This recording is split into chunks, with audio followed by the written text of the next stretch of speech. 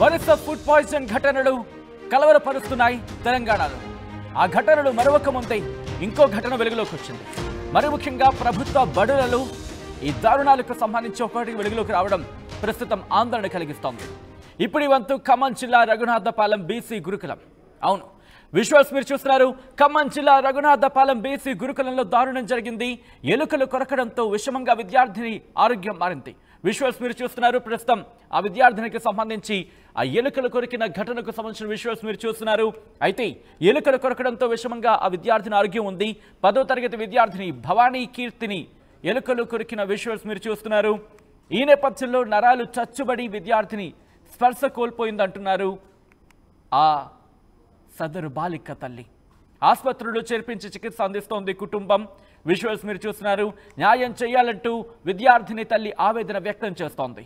గతంలో పలుమార్లు ఎలుకలు కొరకడంతో గోప్యంగా ఉంచి వ్యాక్సిన్లు అందించారు పాఠశాల సిబ్బంది అంటూ అక్కడ చర్చ జోరందుకుంటోంది. ఇంకెంతకాలం ఈ దుర్మార్గం, ఇంకెంతకాలం ఈ దారుణాలు? అవును, చదువుకోవడానికి వచ్చిన విద్యార్థులకు కనీసం మన భద్రత కల్పించలేకపోతున్నామా?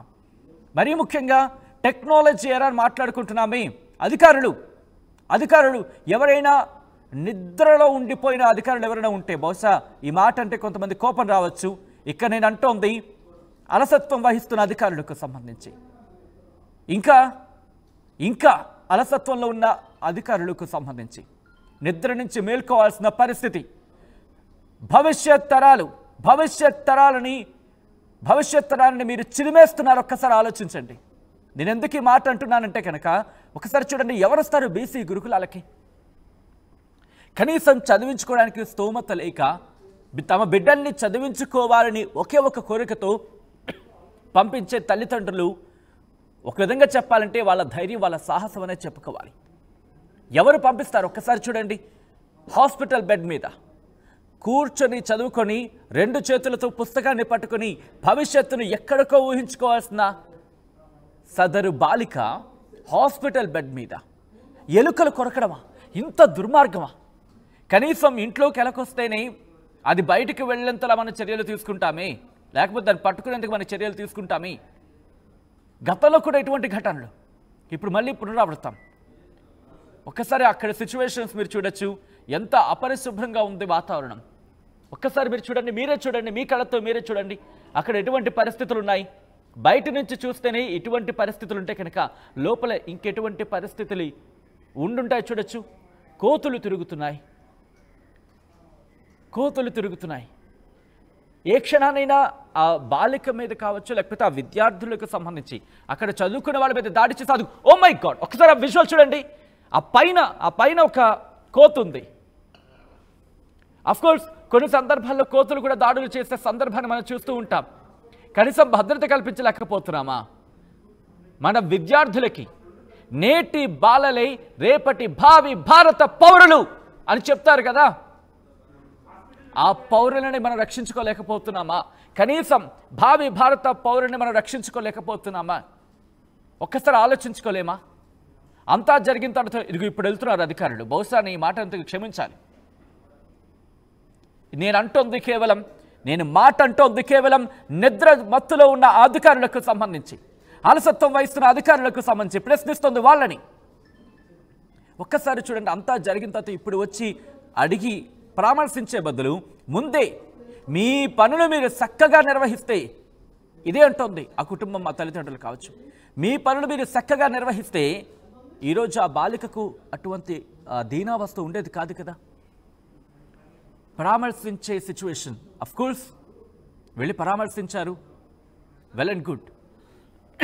కానీ ఈ పరిస్థితి రాకుండా అధికారులు ఎప్పటికప్పుడు చర్యలు తీసుకుని ఉంటే ఈరోజు బెడ్ మీద ఉన్న బాలిక పుస్తకాలు పట్టుకుని బడిలో ఉండేది కదా. విజువల్స్ మీరు చూస్తున్నారు. ఇదే అంశానికి సంబంధించి ఆ కుటుంబం కూడా రియాక్ట్ అవుతోంది. ఒకసారి వాళ్ళు ఏమంటున్నారో చూద్దాం. ర్యాట్ బైట్ అవుతూ వస్తుందండి. ఈసారి ర్యాట్ బైట్ ఏంటంటే చాలా సివియర్గా అయింది. దానివల్ల నరాలకి ఎఫెక్ట్ అయిపోయి కాళ్ళు 2 కాళ్ళు ఒక ఎడం చెయ్యి చచ్చిపడిపోయింది సార్. దాని గురించి మేము మాట్లాడడానికి వెళ్తుంటే వాళ్ళు రెస్పాండ్ అవ్వట్లేదు. దాని గురించి ఏంటనేది తెలియాలి. హాస్పిటల్లో ఉంది, ప్రెజెంట్ అయితే మమతా హాస్పిటల్ బెడ్లెస్లుగా ఉంది. చావు బతుకుల్లో ఉందండి పాప. 4 రోజుల నుంచి తన హాస్పిటల్లో ట్రీట్మెంట్ తీసుకుంటూనే ఉంది. వాళ్ళు ఏం మాట్లాడలేదు సార్. మాదేముంది, మా తప్పు లేదన్నట్టుగానే మేము చూసుకుంటున్నాం అన్నట్టుగానే చెప్తున్నారు. లాస్ట్ టైం ర్యాట్ బైట్ అయినప్పుడు నేను చూసి వాళ్ళకి ఇన్ఫామ్ చేశాను. పిల్లలు చూసుకోవాలండి, పిల్లలు చూసుకొని మాకు ఇన్ఫామ్ చేయాలంటున్నారు. పిల్లలు ఎలా చూసుకుంటారండి? ఆమెకి రిపీటెడ్గా ర్యాట్ బైట్ అయ్యి ఆమెకి రిపీటెడ్గా ఈ వ్యాక్సిన్ అనేది వేయించడం వలన ఆమెకి స్పర్శ అనేది పోయింది సార్. ఈసారి ర్యాట్ మొత్తం కొరికేసి తినేసే వరకు కూడా తెలియలేదు. క్రిటికల్గానే ఉంది. ఇంకా రిపోర్ట్స్ కూడా చాలా రావాల్సి ఉన్నాయి. ఇంకా టెస్టులు చాలా చేయాల్సి ఉంటుంది. ఇంకా ముందు ఎలా ఈ పాప వచ్చేసరికి కీర్తి అండి, తన గురుకుల పాఠశాలలో చదువుతుంది. దానవయ్యగూడెం రఘునాథపాలెంలో గురుకుల పాఠశాలలో చదువుతుందండి, ప్రీస్వెల్లో. అయితే ఈ కీర్తి అనే పాపకి స్పర్శ ఏమి రాలేదండి, అసలు చలనం లేదు. ఇదిగోండి, యాక్చువల్గా అరికాలు పట్టుకుంటే ఎవరికైనా చెక్కల గింతలు వస్తాయి, లేదు. ఇంకా ఫర్దర్కి ఎంత మెడికల్ ఖర్చు అయ్యిద్ది, ఇంకా ఎంతవరకు ఈ పాపకి మనం మెడిసిన్ ఇవ్వాలి, ఎంతెంత ట్రీట్మెంట్ ఇవ్వాలి, ఇంకెన్ని టెస్టులు చేయాలనేది ఇంకా పూర్తి అవగాహన లేదు. వెనులోంచి నీరు తీసి పంపించారు పైకి. ఇంకా మనకు అది ఒకటి రావాల్సి ఉంది. ఇంకా ఫర్దర్కి ఇంకా చాలా రిపోర్ట్స్ ఉన్నాయన్నారు. ఇప్పుడు ఆ పాపకి ఫండ్ కూడా కావాలండి ఖచ్చితంగా. మరి ఇది గవర్నమెంట్ ఎలాగా ఆ పేరెంట్ని, ఈ పాపని కాపాడుతారనేది అయితే మాత్రం ఖచ్చితంగా మనకు తెలియాల్సింది ఉంది. ఖచ్చితంగా ఈ పాపను అడిస్తేనేనండి, లేదంటే ఉజ్వల భవిష్యత్తు మీరే నాశనం చేసినట్టు అవుతారు. గౌరవనీయులైన సీఎం గారికి నేను చెప్పగలిగింది ఇదే. రేవంత్ రెడ్డి గారు స్పందించి వెంటనే ఈ పాపకు కావాల్సిన సదుపాయాలు, అవకాశాలు, ఆరోగ్య నిమిత్తం ఫండ్స్ ఏర్పాటు చేయాలని కోరుకుంటున్నాను. రైట్, అది ప్రస్తుతం ఆ బాలిక పరిస్థితి. కనీసం కాళ్లకు స్పర్శ కూడా లేనంతగా అక్కడ ఎలుకలు కొరికేంత వరకు వెళ్ళిందంటే ఏం చేస్తున్నట్టు అక్కడ అధికారులు? ఉన్నట్ట, నిద్రపోతున్నట్ట? సీదా క్వశ్చన్, ఒకటే ఒక ప్రశ్న. మీరు మీ పని తిన్నగా నీట్గా చక్కగా చేస్తుంటే ఈరోజు ఆ బాలికకు ఇటువంటి పరిస్థితి వచ్చుండేది కాదు. ఎలుకలు కొరకడమా? ఏంటండి ఈ దుర్మార్గం? గతంలో కూడా రిపీటెడ్గా ర్యాట్ బైట్స్ అయ్యాయంటూ ఆ కుటుంబం చెబుతోంది. రిపీటెడ్గా ర్యాట్ బైట్సా? ఇలాంటి అధికారులకు ఎలాంటి శిక్ష వేస్తే బాగుంటుంది? ఒక్కసారి వ్యూవర్స్గా మీరు రియాక్ట్ అయ్యే ప్రయత్నం చేయండి. ఈ స్టోరీ, ఈ కథనం ప్రభుత్వాన్ని కాదు, యావత్ దేశాన్ని ఇంకోసారి మేల్కొనేటట్టు చేయాలి మనం. అలా పంపించండి. ఏ ప్లాట్ఫామ్ అయినా సరే ఈ స్టోరీని మీద మీరు రియాక్ట్ అయ్యండి. కనీసం మీరు మాట్లాడే ప్రయత్నం చేయండి, ట్యాగ్ చేయండి. సోషల్ మీడియా దద్దరిల్లిపోవాలి. ఈ ఘటనకు సోషల్ మీడియా దద్దరిల్లాలి. రైట్, ఇదే అంశానికి సంబంధించి ప్రస్తుతం అక్కడ ఎటువంటి సినారియో ఉంది, దాంతోపాటు ఏం జరిగింది, మా ప్రతినిధి ఉదయ్ అక్కడికి వెళ్ళారు. అక్కడ వెళ్ళి గ్రౌండ్ రిపోర్ట్ అందించారు మా ప్రతినిధి ఉదయ్. ఒకసారి అక్కడ ఎటువంటి సినారియో ఉంది, అక్కడ ఎటువంటి పరిస్థితులు ఉన్నాయి చూద్దాం. ఖమ్మం జిల్లా రఘునాథపల్లి మండలం దానవాయగూడెం బీసీ వెల్ఫేర్ హాస్టల్లో ఆశ్రయం ఉంటూ 10వ తరగతి చదువుతున్నటువంటి విద్యార్థిని సముద్రాల భవానీ కీర్తి గత కొద్ది రోజుల క్రితం ఎలుక కాటుకు గురైంది. ప్రస్తుతం ఆమెకు ఖమ్మం నగరంలోని మమతా ఆసుపత్రిలో చికిత్సను అందిస్తున్నారు వైద్యులు. ప్రస్తుతం ఆమె ఆరోగ్య పరిస్థితి ఏ విధంగా ఉంది తెలుసుకునే ప్రయత్నం చేద్దాం. వైద్యులు కూడా ఇక్కడే ఉన్నారు. దాదాపు 4 రోజుల కాలంగా నిరంతరంగా వైద్య సహాయం అయితే అందిస్తున్నారు. ప్రస్తుతం విద్యార్థిని పరిస్థితి ఏ విధంగా ఉంది మేడం? అసలు ట్రీట్మెంట్ ఎలా కొనసాగుతుంది? ప్రజెంట్ కండిషన్ ఏంటి? ప్రజెంట్ పాప మన దగ్గరకు వచ్చినప్పుడైతే కాళ్ళలో స్పర్శ లేదు, నించోలేకపోయింది. అసలు నించోడానికి పవర్ అయితే ఏం లేదు. తనని అడిగినప్పుడు ఏమైందంటే వాళ్ళు ర్యాట్ బైట్ అయ్యింది, హాస్టల్లో ఎలుక కరిచింది అని చెప్పింది. సో కరిచిన ప్రతిసారి హాస్పిటల్కి వెళ్ళి ఇంజెక్షన్ తీసుకొని వచ్చింది. మన దగ్గరకు వచ్చినప్పుడు అది చూసిన తర్వాత న్యూరో ఫిజిషియన్తో కూడా మాట్లాడడం జరిగింది, డిస్కషన్ కూడా చేశాము. సార్ అడ్వైస్ ప్రకారంగా మేమందరం టీమ్ డిస్కషన్ చేసుకొని కొన్ని బ్లడ్ టెస్ట్ పంపించాము. ఇంకా సిఎస్ఎఫ్ అనాలిసిస్ కూడా పంపించాము, ఎంఆర్ఐ బ్రెయిన్ అని కొన్ని ఇన్వెస్టిగేషన్స్ చేశాము. ఇంకా అవి రిపోర్ట్స్ అయితే ఇప్పటి వరకు వచ్చిన రిపోర్ట్స్ అయితే కొంచెం నార్మల్ ఉన్నాయి, ఎంఆర్ఐ అన్నీ నార్మల్ ఉన్నాయి. కానీ ఇంకా కొన్ని రిపోర్ట్స్ రావాల్సి ఉంది.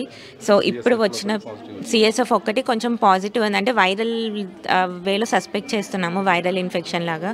సో అది ఇంకా ఎవాల్యుయేట్ అయితే చేయాలి. ప్రజెంట్ వచ్చినప్పటికీ ఇప్పటికైతే కొంచెం ఇంప్రూవ్మెంట్ అయితే ఉంది, అరౌండ్ 50 to 60% ఇంప్రూవ్మెంట్ ఉంది. కాకపోతే ఇంకా ఫర్దర్గా ఇంప్రూవ్ అవ్వాలి.